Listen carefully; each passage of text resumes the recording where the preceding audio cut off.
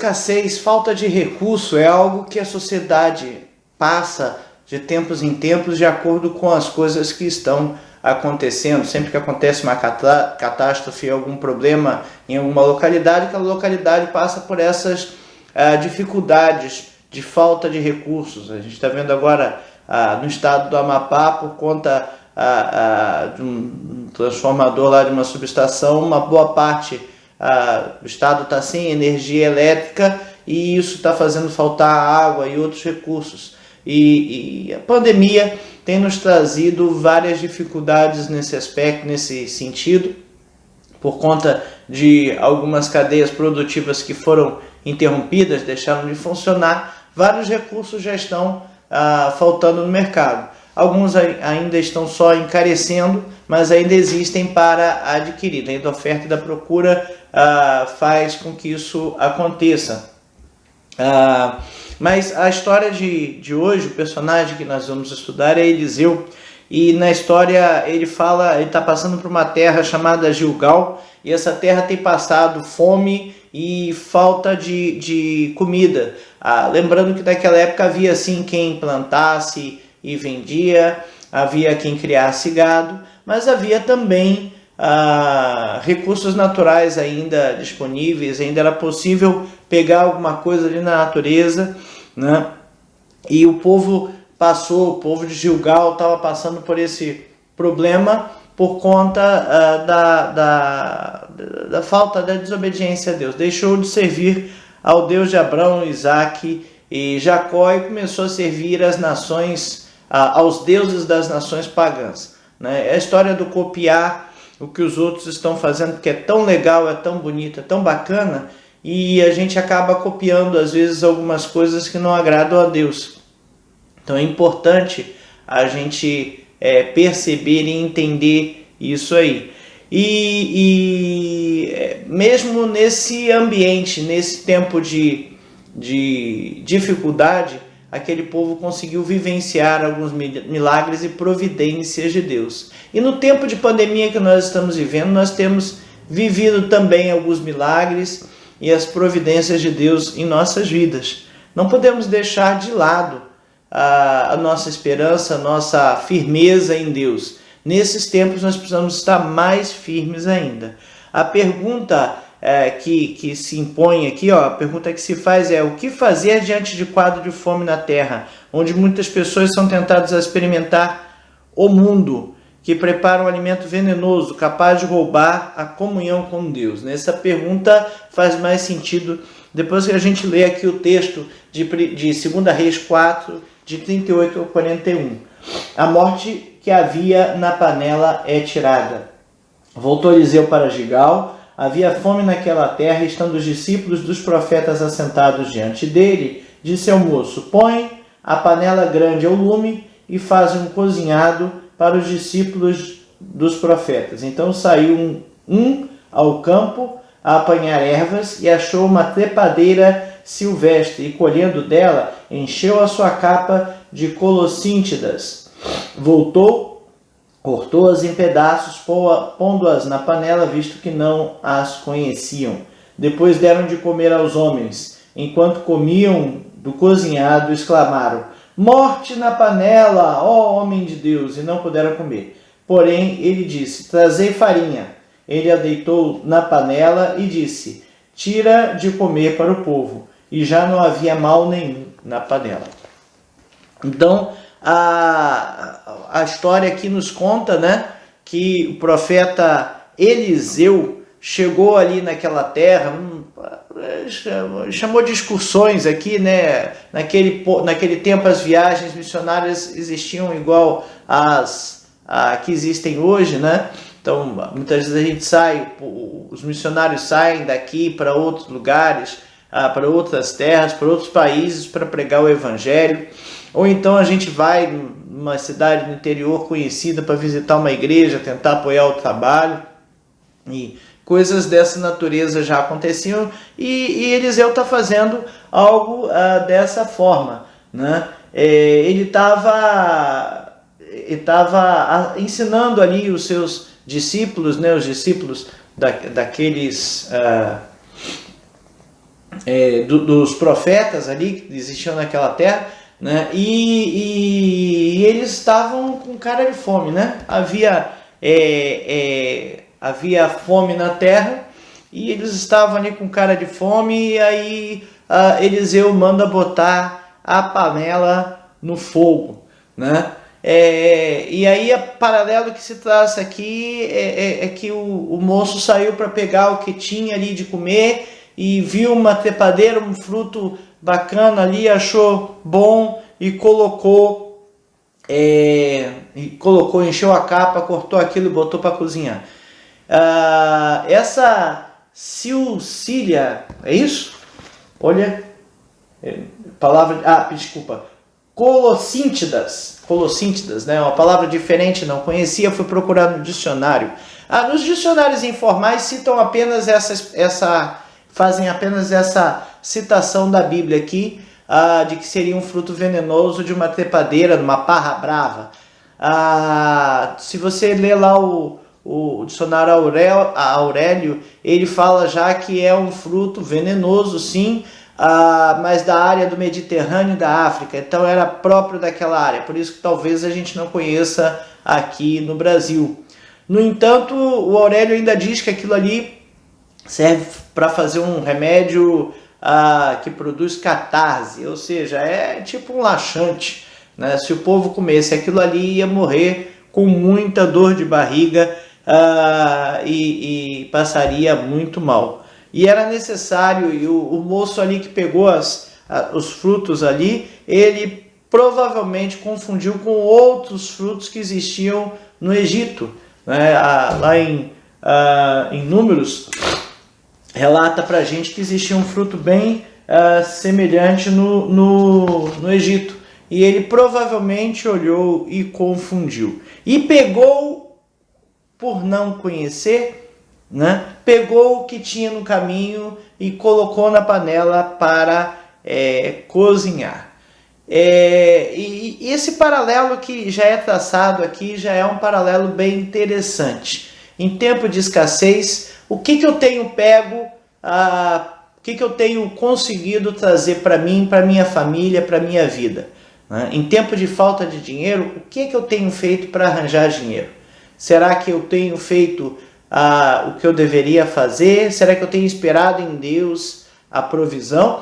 Ou será que eu tenho buscado fazer qualquer coisa para resolver o problema? Eu espero em Deus ou busco a minha própria solução? Às vezes o mundo nos dá soluções que parecem fáceis ou menos penosas, menos trabalhosas, mas essas soluções podem ser que nem esses frutos venenosos. Você coloca ali na panela para cozinhar, mas não tá bom, né? E olha que interessante como Eliseu tinha fé em Deus, ele confiava na provisão de Deus. Era um tempo de escassez, um tempo de fome, né? E Eliseu, estando os discípulos, os profetas assentados diante dele, disse ao moço: põe a panela grande ao lume e faz um cozinhado. Cozinhado de quê, cara pálida? Tá falando que não tem comida, tá falando que não tem o que comer, não tem o que cozinhar. Tu vai botar a panela na água, no fogo, para cozinhar o quê? Eliseu com certeza estava esperando a providência de Deus. Eliseu com certeza acreditava, tinha fé que Deus iria providenciar o que comer e o que cozinhar. É estranho talvez a gente pensar assim, mas é a forma, era o que Eliseu tinha a fazer ali, saciar a fome de todos. E olha, ele manda colocar uma panela grande, né? Coloca uma panela grande, não era uma panela pequena não, vamos fazer muita comida. Então veja que os indicadores, os indícios aqui de que Eliseu tinha fé do que ia acontecer são bem grandes, né? Botar uma panela no fogo para cozinhar, para fazer um cozinhado. Cozinhar de quê? Não sei. cozinhar, vamos cozer. Vamos fazer uma comida aqui para comer, né? O que? Não sei, Deus vai providenciar. Ele espera na providência de Deus. E por esperar na providência de Deus, Eliseu toma a ação necessária. Já pensou se Eliseu ficasse esperando a comida aparecer para depois botar água para ferver, para depois cozinhar? Ia demorar mais tempo, né? Mas não, Eliseu vai e toma uma ação. No meio da adversidade, Eliseu toma uma ação. No meio da falta de comida, da escassez, Eliseu coloca uma panela no fogo com água para cozinhar. Esperar bastante em Deus, é ter fé em Deus. É uma fé assim que a gente às vezes não pode nem imaginar. A gente deveria ter a fé igual, né? Nossa vida deveria ser assim, nós deveríamos reagir desta forma. Isso aqui deveria ser uma coisa natural, mas de fato para a gente parece uma coisa estranha e fora do normal. Eliseu tinha fé em Deus e tinha tanta fé que numa terra sem comida, sem recursos na despensa, né, sem ter o que comer, ele manda botar a panela no fogo para cozinhar, né? E o camarada que foi pegar as frutas lá foi procurar provavelmente algumas ervas, algumas folhas ali, alguma coisa, alguma raiz que pudesse colocar na panela para cozinhar, alguma coisa que tivesse ali. E ele vê essas colossíntidas, vou falar de novo não, vou falar errado de novo não, ele vê essas colossíntidas e ele acha que são frutos bons, né? Como eu disse, havia lá no Egito alguns frutos, alguns pepinos e melões pequenos que eram comestíveis. Ele viu a trepadeira ali, vai igualzinho, é aquilo mesmo, é aquele, pegou e levou. E olha, ele não fez por maldade, né? Ele fez de boa vontade, ele queria servir, ele ficou com certeza ele ficou extremamente feliz quando viu aquilo ali, tanto é que encheu a capa servia para isso, né? Então, a gente vê que ele fez tudo de boa vontade. Só errou num ponto, né? Só errou no ponto de não conhecer o que ele estava colocando na sua capa. Não era um fruto bom, era um fruto que trazia a morte, né? Ele estava cozinhando alguma coisa ali para servir que ele não conhecia. E isso é muito perigoso. É muito complicado a gente pegar uma coisa na natureza e botar para cozinhar sem saber exatamente o que está fazendo. Eu conheço uma comida no norte do Brasil, mais ali pro Amazonas e Pará, que é mais característica do Pará, que é a maniçoba, né? A maniçoba ela é um cozido que é feito por 7 dias. Aquilo ali tem que cozer por 7 dias. Não pode parar de cozinhar antes. Ela é feita da maniva, a folha da mandioca. É uma comida muito característica lá do norte, né? Mas quando ela é feita em grande quantidade, porque dá muito trabalho. 7 dias cozinhando dá muito trabalho. E se você não fizer isso, né, a folha tem um ácido cianídrico ali que é mortal. Então precisa cozinhar por 7 dias para que o veneno todo se vá, né, e aquilo ali possa alimentar muitas vidas. A misericórdia, não vai tentar cozinhar esse negócio sem saber como é que é, né, porque pode matar. Então a gente precisa estar atento com relação a essas coisas.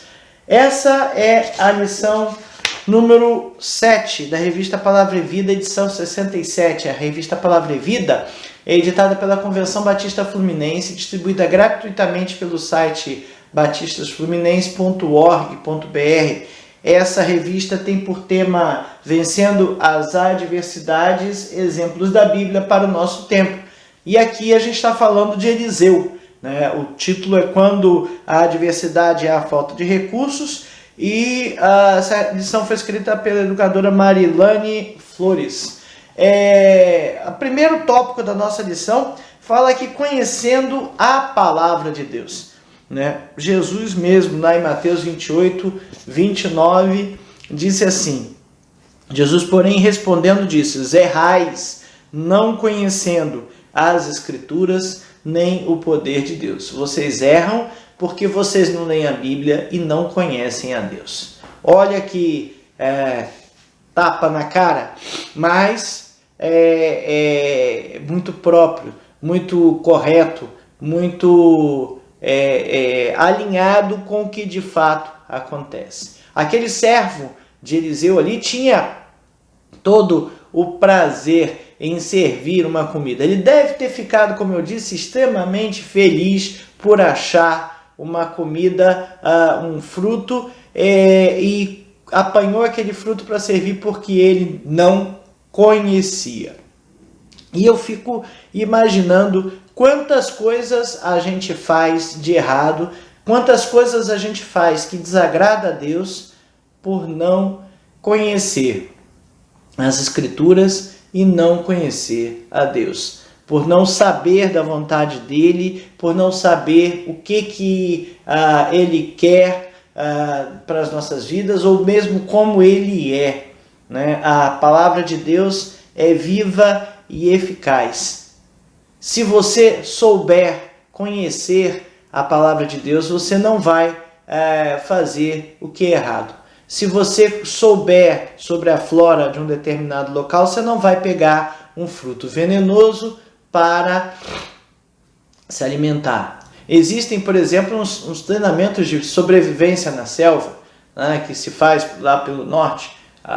O Exército e outras forças armadas fazem esses tipos de curso. Por quê? Porque caindo no meio do mato, você precisa saber daquele mato da floresta amazônica, você precisa saber qual é o animal que é venenoso, qual que não é, qual que é comestível, qual que não é, que fruto eu posso pegar para comer. Você precisa conhecer, senão você vai comer o fruto venenoso.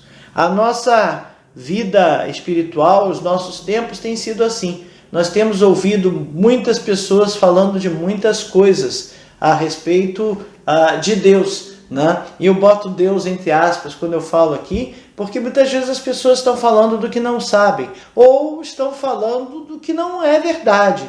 E se a gente não conhecer a palavra, a gente vai se alimentar disso. Isso não vai tirar a nossa fome, né? Isso vai nos trazer a morte. Olha só que coisa complicada. Olha que atenção a gente precisa ter. A gente precisa estudar a Bíblia. Não é apenas, ler. Não é só, preciso lembrar um versículo hoje acabou. Não, precisa meditar. Precisa pensar sobre ela, precisa estudar. Quanto mais a gente lê a Bíblia, mais relacionamentos a gente encontra entre textos diferentes, em momentos diferentes, com atitudes semelhantes, né? Quantas vezes a gente vê aqui na Bíblia a necessidade de conhecer a palavra de Deus e conhecer o Deus da palavra, né? Quantas vezes a gente vê a necessidade de saber do que a gente está se alimentando, conhecer bem do que a gente está se alimentando, né? O alimento correto faz com que as pessoas vivam, né? Cresçam e tenham boa saúde. Hoje, por exemplo, a gente tem muitas doenças que são causadas pelo estilo de alimentação do nosso dia a dia, pelos alimentos processados e pelas coisas extremamente processadas, né? Que trazem venenos para nós. Nós, pelos alimentos industrializados, muitas vezes estamos sendo envenenados, comendo coisas que não nos fazem bem. Mas porque não conhecemos, aí a praticidade do dia a dia, aquela história toda. Mas muitas vezes podemos substituir algumas coisas por outras que não nos fazem mal. Mas para isso a gente precisa conhecer, a gente precisa saber como proceder no mundo que nos chama a não aceitar a vontade de Deus. Precisamos saber como proceder no mundo que quer nos afastar de Deus. A gente precisa, ao contrário, a gente precisa da companhia de Deus. Quanto mais estivermos andando com Deus, menor vai ser a chance de fazer algo contra a sua vontade. E às vezes o fruto que o mundo oferece parece tão bom, tão gostoso, tão saudável, tão divertido. Eu vou aprender tanto com aquilo, e essas coisas vêm nos trazendo ideias e conhecimentos e noções, noções e pensamentos que não são corretos. Então é muito complicado. Ontem mesmo discutia com minha filha a respeito de ouvir músicas seculares. É pecado ouvir músicas seculares? Não é pecado ouvir músicas seculares. Mas eu vou lhe dizer, ultimamente anda tão difícil a gente ouvir uma letra de uma música secular que não fale uma indecência, que não fale uma pornografia, ou que não fale contra Deus ou contra a sua vontade. Tem sido cada vez mais complicado achar um estilo de música que não seja necessariamente o evangélico, até mesmo porque a música gospel, gospel seria Godspell, palavra de Deus, né? Então a música gospel muitas vezes é entendida como evangelho. E a gente vê que muitas vezes a música gospel é só um estilo que está trazendo coisas que até se parecem com a Bíblia, mas que não são aplicáveis daquela forma, né? Eu comentei aqui numa aula anterior aqui que às vezes a gente olha as promessas da Bíblia, a promessa da Bíblia para você. Não, Deus falou para Abraão que onde ele pusesse a planta do pé dele, ele iria possuir. Mas não há isso no Novo Testamento para todos nós, né? Aquilo era uma promessa específica para uma pessoa específica na Terra Prometida. E eu afirmar que isso vai acontecer na minha vida não está correto. Então, muitas vezes a gente ouve coisas que parecem ser a palavra de Deus, mas que não estão corretas no contexto que estão sendo colocadas, estão nos trazendo ideias e coisas que não são corretas e, apesar de se parecer com a Bíblia, né, não é a palavra de Deus para nós. Então a gente precisa saber do que está se alimentando. E aí a minha filha perguntava a respeito de música não sacra, músicas normais, né, as músicas do dia a dia, fugiu a palavra aqui, secular, né? Na realidade, o termo até que se fala contra sacro é profano, né? A música ou é sacra ou é profana, né? Olha que complicado, não tem uma meio termo, não tem o mesmo, ou é sacro ou é profana, né? E a gente fica naquela situação. Então quer dizer que eu só posso ouvir música sacra? Quer dizer que eu só posso ver filme evangélico, né? O filme também é outra coisa que está cada vez mais complicado, né? Antigamente no Brasil, pelo menos, não se traduzia ao pé da letra os filmes americanos e às vezes não vinham os palavrões. Hoje a gente pega um filme para ver, um filme recomendado para 12 anos, talvez porque tem ali uma coisa um pouquinho mais complicada, e me aparece um palavrão no meio do filme. Até censura livre aparece palavrão no meio do filme. Porque algumas palavras que na minha época eu considerava palavrão, hoje o povo está dizendo que não é. Olha que coisa complicada. Do que a gente tem se alimentado? É pecado ou não é? A gente tem que ter cuidado com o que a gente está se alimentando, né?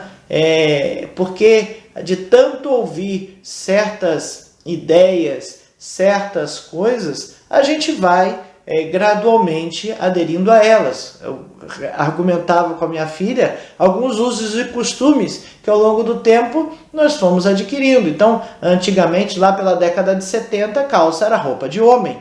Mulher que colocasse calça era já considerada avançadinha, né? Eu lembro no início, comecei a frequentar a igreja batista lá pelos idos de final de 70, início de 80, a mulher não entrava na igreja de calça comprida, né? Então era um uso, era um costume de tanta sociedade usar. Hoje já não se fala mais nisso, né? Já foi aceito, já foi assimilado. Então o processo que a gente usa, que o ser humano usa para assimilar as coisas é esse, é de tanto repetir, acaba se convencendo que não tem nada demais naquilo. Então a gente tem que ter muito cuidado com o que está acontecendo. Não estou recriminando mulher usar calças, estou exemplificando uma coisa que eu vivi. Eu vi pastores terem o seu ministério terminado porque a esposa entrou no templo de calça. Enfim, né? Então existem coisas que ao longo do tempo vão mudando, a sociedade vai mudando, né? Algumas de fato não têm grandes problemas, mas algumas coisas têm, algumas coisas vão direto contrariando a Bíblia. E a gente tem que ter cuidado com essas coisas. Sabe por quê? Muitas vezes essas coisas têm um gostinho de um fruto, né, que não é muito saudável. É a história da fritura. Fritura é bom? Eu amo fritura. Qualquer coisa frita é gostosa. Mas não faz bem. Não faz bem. É veneno. Mata devagarzinho, né? Mas é veneno. É veneno. Né? O churrasco. Que churrasco é muito bom.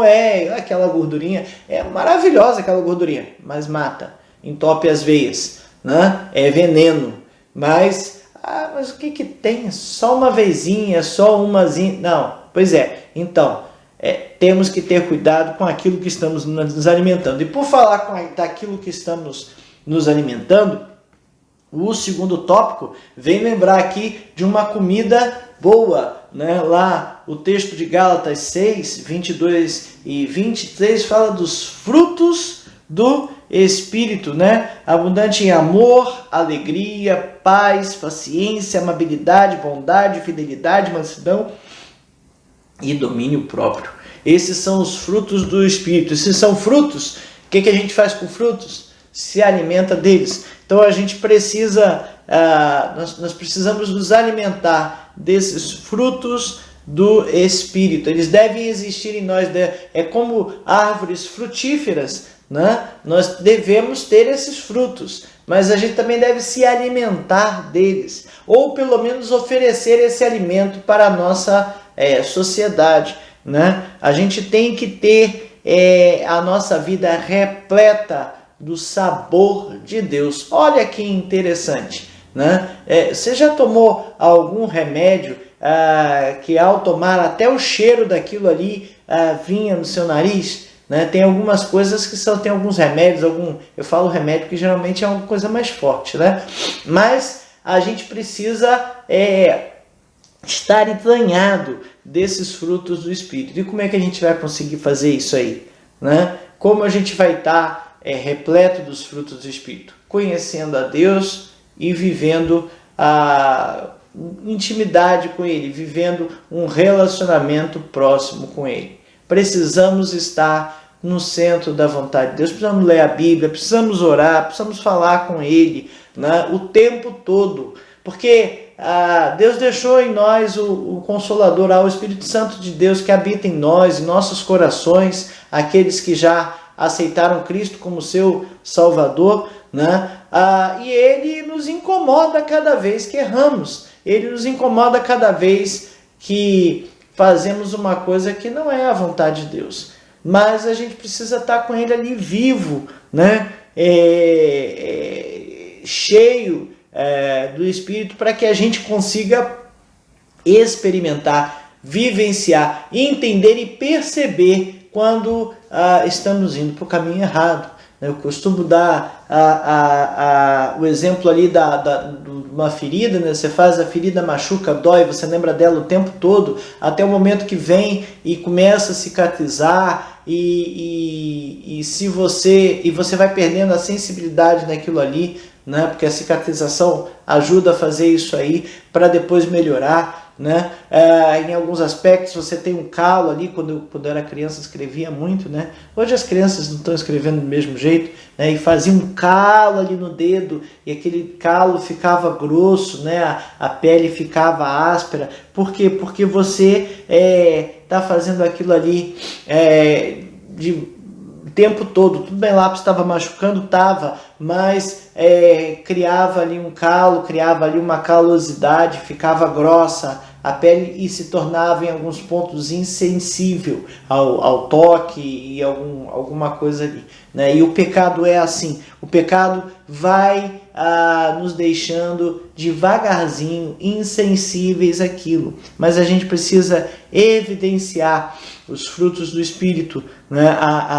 Vamos chamar de comida de Deus, né? Os frutos que devemos fornecer para que a sociedade se alimente, né? Mas aqueles que a gente também deve se alimentar. Cuidado ao colocar outros ingredientes nessa sopa aí, né, na sua vida, porque você poderá estar trazendo coisas que não agradem a Deus. Provavelmente, se não são frutos do Espírito, são coisas que não agradam a Deus. São coisas que Deus não vai acrescentar, vai lhe afastar de Deus e vai lhe tornar cada vez mais longe de Deus. Deus, ele é fiel. Eliseu confiou na providência de Deus desde o momento que ele mandou colocar uma panela no fogo, e não foi qualquer panela, foi uma panela grande, porque ia alimentar muita gente, né? E teve fé, e tudo aquilo ali ele fez por confiar em Deus. Precisamos confiar em Deus o tempo todo, as nossas vidas, né? Não sabe o que fazer, a gente não pede informação. Geralmente o homem não gosta de pedir informação, né? A minha esposa sempre comenta, pergunta logo, não, vou tentar aqui descobrir, vou tentar olhar, mas pedir informação muitas vezes, 90% das vezes melhor, né? Porque você vai direto no ponto que deve acontecer. E se a gente puder pedir informação a Deus, é melhor ainda. Deus está conosco. Então, a gente precisa ter essa intimidade por isso, para que a gente possa estar no centro da sua vontade e vivendo com Ele e fazendo tudo direitinho. O terceiro tópico fala trazendo o alimento que dá vida. A autora aqui nos relata de uma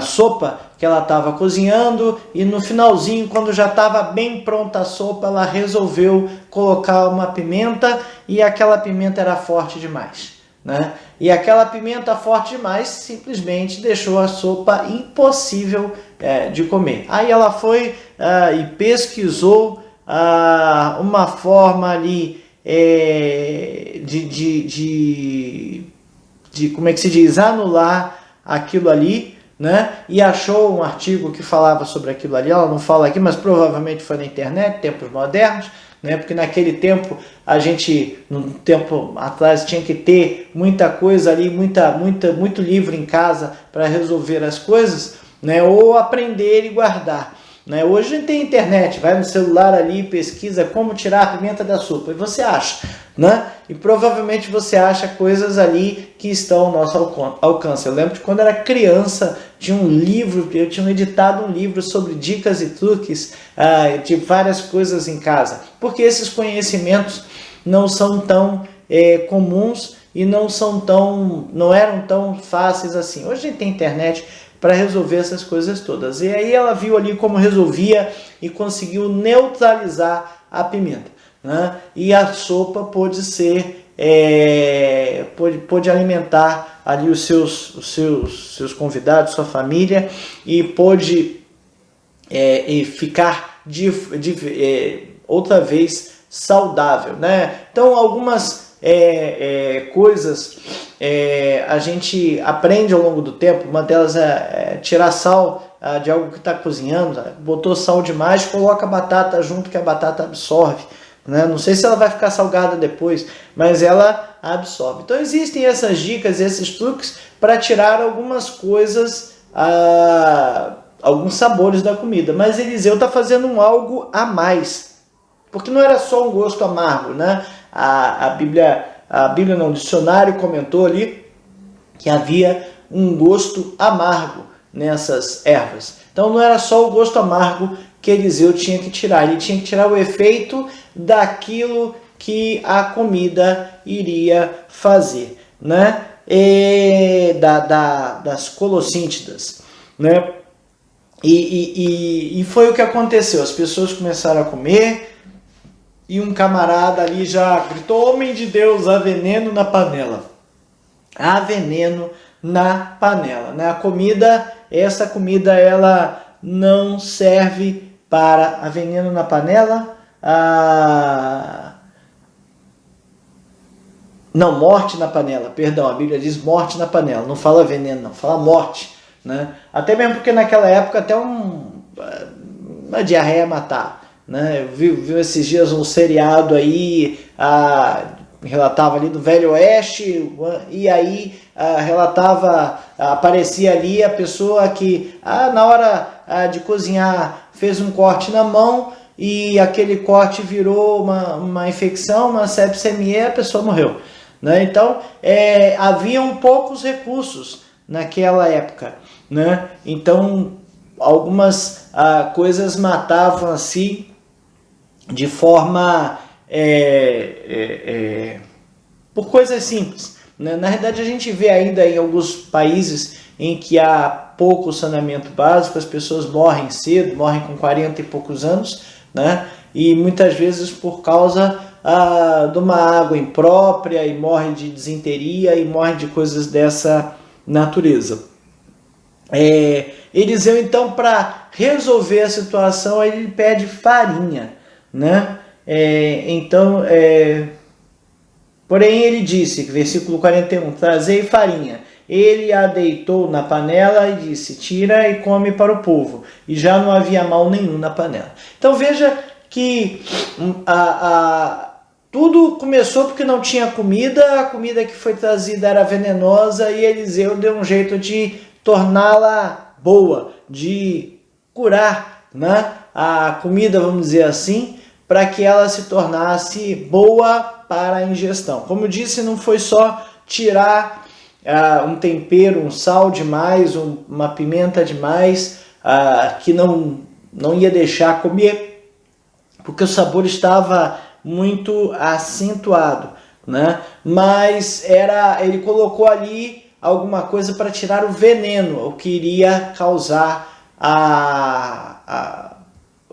enfim, os efeitos daquela planta, né? É interessante que a farinha ali era um alimento comum, era um alimento sadio.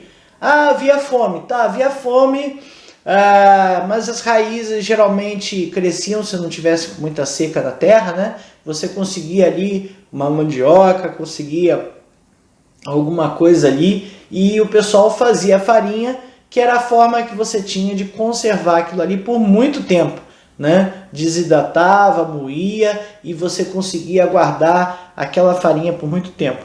E então era um alimento comum e saudável que foi suficiente para sarar, para curar, para tirar o efeito do veneno daquela comida. Aí a nossa escritora aqui traz um outro paralelo bem interessante, né? A farinha ela foi, como disse, seca, desidratada, esmagada e moída, né? E Jesus morreu na cruz moído pelos nossos pecados. A farinha sarou a comida, a farinha tirou o efeito venenoso da comida e por Jesus nós fomos sarados.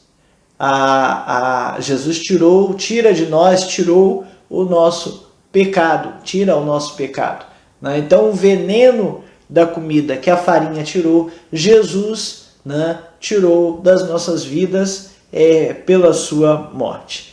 Precisamos conhecer a palavra de Deus, conhecer o Deus da palavra. Da mesma forma como a farinha tirou o veneno daquela comida, Jesus pode nos salvar, Jesus pode nos curar, né? A gente precisa ter isso em mente. precisa estar com essa ideia viva em nossas vidas. Em tempos de escassez, muitas vezes nós somos levados a fazer aquilo que não devemos fazer. Porque não tem outro jeito. Tem o jeito de Deus, né? Você já viu qual é o jeito de Deus? Já viu o que Deus está dizendo para fazer? Né? Falei aqui num outro vídeo a questão vou usar software pirata na igreja, né? Colocar um sistema operacional que não fosse original. Não tem problema, todo mundo faz. Misericórdia, isso é um crime. Está previsto em lei, tem uma lei escrita dizendo que não pode. Eu não posso tentar fazer a obra de Deus com uma coisa errada. Eu estou colocando veneno na panela, né? Então a gente precisa conhecer a palavra de Deus, precisa conhecer os frutos do Espírito, para que a gente consiga levar esse Jesus que foi moído pelos nossos pecados para a panela do mundo, né? Não trazer a comida da panela do mundo para nós, né? Mas levar Jesus, que cura e tira o veneno, para a panela do mundo. A gente tem que levar a salvação de Cristo para o mundo. Confiar no cuidado de Deus, né? Confiar no cuidado de Deus. Muitas vezes a gente não espera, não aguarda a providência divina, porque a gente não confia. Que coisa, eu confio em Deus sim. Pois é, mas a gente confia e diz que confia e age como se não confiasse, né? E aí? Fica difícil ter duas, como é que se diz? Duas ações diferentes, né? Esses dias me mostraram um vídeo lá da China, de uma passarela lá de vidro, num penhasco, né?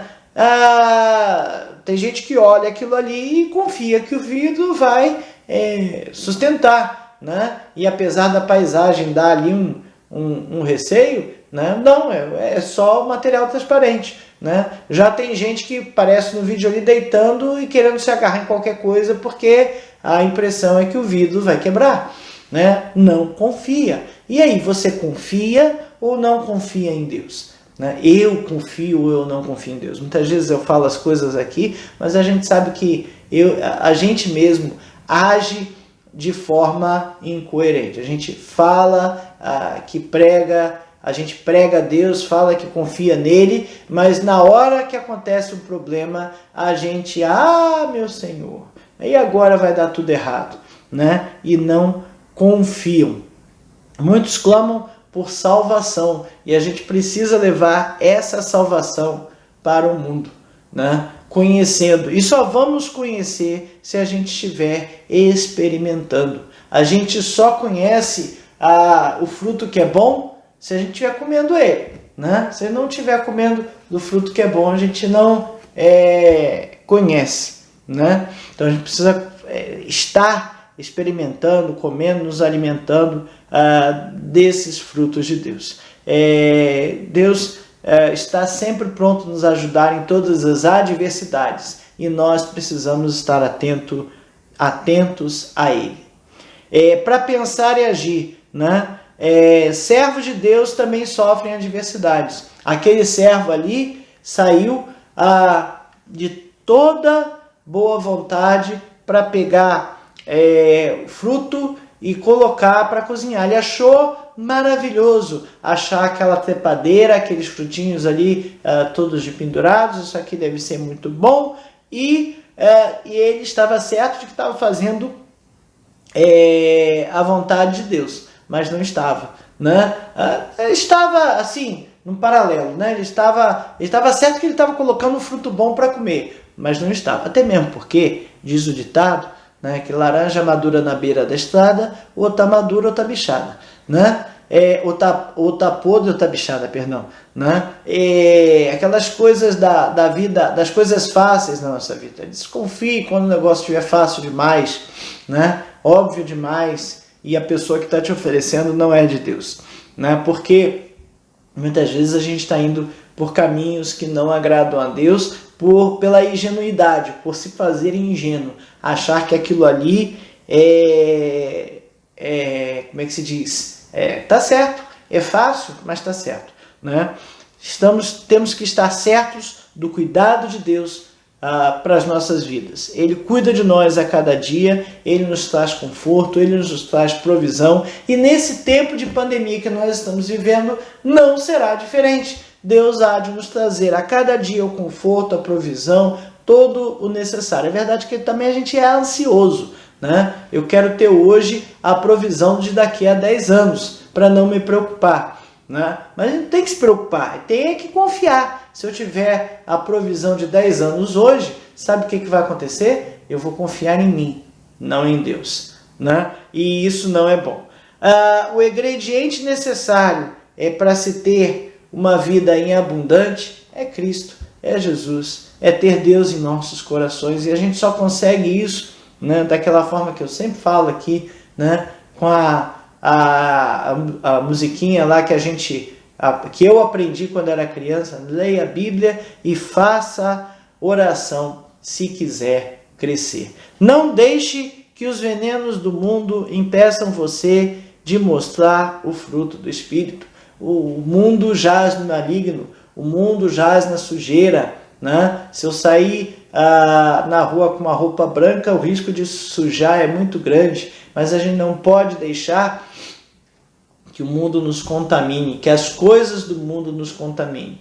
Mas aí volta aquela pergunta: mas eu posso ouvir música secular ou não posso ouvir? Até pode, mas cuidado, analise o que você está ouvindo e que você está cantando, né?